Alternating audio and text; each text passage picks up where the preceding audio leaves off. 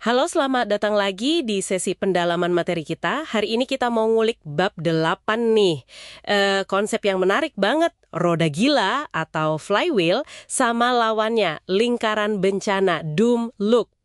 Ya, sumber kita ini kan hasil riset mendalam ya, soal perusahaan yang bisa lompat dari sekedar baik jadi hebat, dan hebatnya itu awet gitu, belasan tahun. Betul. Dan dibandingin sama perusahaan lain yang ya gitu-gitu aja atau malah gagal. Nah, misi kita hari ini mau bongkar gimana sih perusahaan hebat itu bangun momentum. Pelan-pelan tapi pasti, kayak dorong roda besi raksasa itu. Si roda gila itu ya. Iya, roda gila. Beda banget sama yang pembandingnya, yang seringnya malah kayak panik, ganti-ganti arah, akhirnya kejebak di lingkaran bencana. Kita lihat nanti kaitannya sama disiplin. Oke, menarik. Kita mulai dari roda gila dulu deh.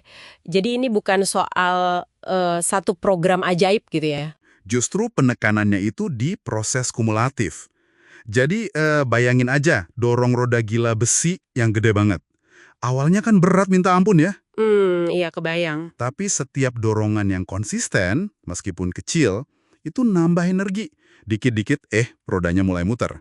Makin didorong, makin cepat. Jadi kuncinya di konsistensi dorongannya ya? Konsistensi dan, nah ini penting, arahnya. Jadi sebelum bisa muter kenceng, mereka itu disiplin banget nemuin dulu yang namanya konsep landak. Oh, konsep landak. Itu yang irisan 3 hal itu kan ya? Apa yang mereka bisa jadi terbaik di dunia? Betul. Terus, apa pendorong ekonomi utamanya dan apa passion mereka? Simple tapi dalam. Begitu ketemu, baru deh roda gilanya didorong terus di jalur itu. Setiap langkah kayak rekrut orang yang pas, berani lihat kenyataan pahit, itu semua nambahin putaran gitu ya? Persis, kayak Silted City tuh contohnya. Mereka kan nggak langsung meledak gitu aja. Iya, berapa lama itu? Di sumber disebut sekitar 9 tahun loh. 9 tahun mereka dorong roda gila pelan-pelan, eksperimen konsep toko, perbaiki ini itu. Baru setelah itu mereka yakin sama konsep superstore-nya, dan wush, melesat. Wah, lama juga ya. Jadi benar-benar membangun momentum, bukan cari jalan pintas. Atau nukor deh, itu kan awalnya cuma usaha biar nggak bangkrut. Karena suppliernya nggak bener, mereka nekat bikin pabrik baja sendiri. Nekat juga ya. Dari situ malah nemu celah. Bikin baja murah tapi berkualitas. Ya udah, itu konsep landak mereka. Dorong terus roda gilanya, bangun pabrik lagi, cari customer lagi. 2 dekade lebih loh prosesnya sampai jadi nomor 1. Nggak ada tuh satu momen, tiba-tiba. Jadi implikasinya momentum yang dibangun pelan-pelan ini malah jadi kayak magnet gitu ya? Tepat sekali. Dia narik orang-orang yang klik sama visi perusahaan. Bikin semua usaha jadi lebih nyambung, lebih selaras. Jadi perubahan besarnya itu rasanya kayak tumbuh organik aja ya, bukan kayak dipaksa dari atas gitu. Betul. Siapa sih yang nggak mau gabung sama tim yang lagi menang dan jelas arahnya kemana, kan? Masuk akal. Nah, sekarang kita ke sisi gelapnya nih, lingkaran bencana. Ini kebalikannya banget ya berarti? Kebalikannya banget. Ini ciri khas perusahaan pembandingnya. Mereka tuh kayak lompat-lompat. Hari ini coba program A.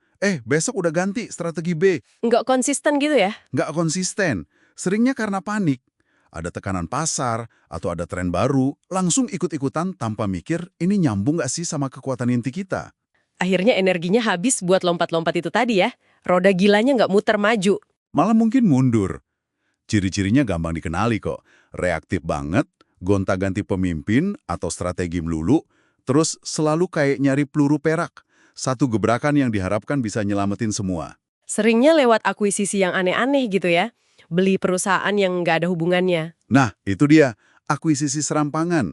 Kayak Arja Reynolds tuh, lagi ada tekanan soal rokok kan, malah beli perusahaan kapal sama minyak. Jauh banget. Wah iya ya. Setiap CEO baru bawa agenda baru lagi. Sumber daya inti malah kesedot kemana-mana. Beda banget sama kompetitornya, Philip Morris, yang waktu itu tetap fokus sama kekuatannya. Atau contoh lain tadi Upjohn ya, yang katanya sering jual masa depan. Iya, gembar-gembor produk baru, misalnya Rogaine waktu itu, bakal jadi penyelamat. Tapi fundamental bisnisnya nggak dibangun kuat. Kayak penjudi aja, ngarep satu kartu bagus keluar. Bukan bangun fondasi bata demi bata, kayak yang di roda gila. Ngeri juga ya lingkaran bencana ini. Pasti bikin bingung orang di dalamnya. Banget. Bingung kan? Kita ini sebenarnya mau kemana sih? Perusahaan ini tentang apa? Moral pasti turun, sumber daya kebuang sia-sia. Susah banget mau bangun sesuatu yang hebat kalau kondisinya gitu. Ini jadi makin jelas ya kenapa disiplin dan konsistensi itu penting banget di konsep roda gila tadi. Krusial banget. Bukan cuma kerja keras, tapi disiplin buat tetap di jalur konsep landak itu. Godaan kan banyak tuh di luar. Tren baru lah, peluang bisnis lain lah. Harus bisa bilang enggak juga berarti ya.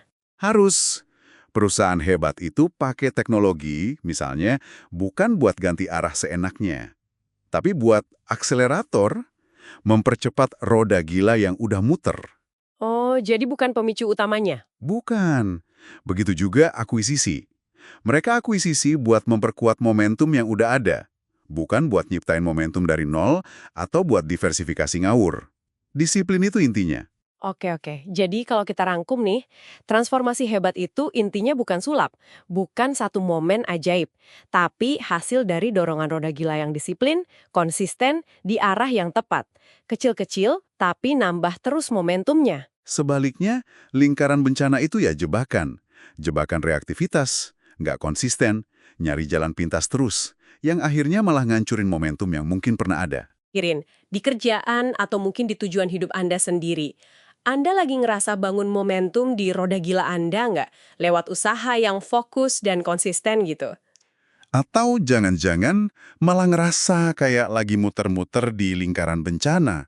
Sering ganti fokus, nyari solusi instan, tapi kok nggak nemu-nemu.